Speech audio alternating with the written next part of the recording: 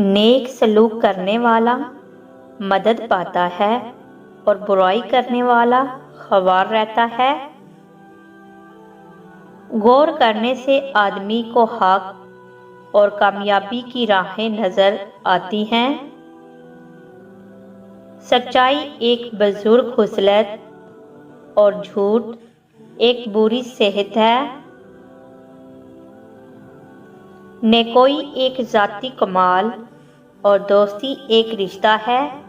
خاموشی سے آدمی باوقار رہتا ہے اور بیہودہ گوئی سے طاحن کا نشانہ بنتا ہے۔ سچی دوستی برکت کا سبب ہے۔ آہستگی اور اطمینان سے کام کرنا ایک اچھی صفت ہے۔ کائنات سے آدمی دل کا غنی اور مالداری سے سرکش ہو جاتا ہے۔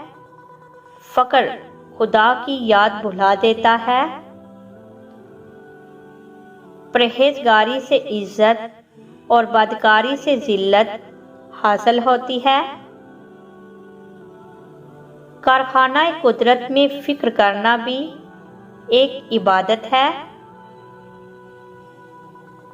اپنا چہرہ، ہاتھ، دوپٹے یا لباس کے ساتھ صاف کرنا بھولنے کی بیماری پیدا کرتا ہے۔ عورت نسوانی حسن میں اضافہ کرنے کے لیے اخروٹ کا استعمال کرے۔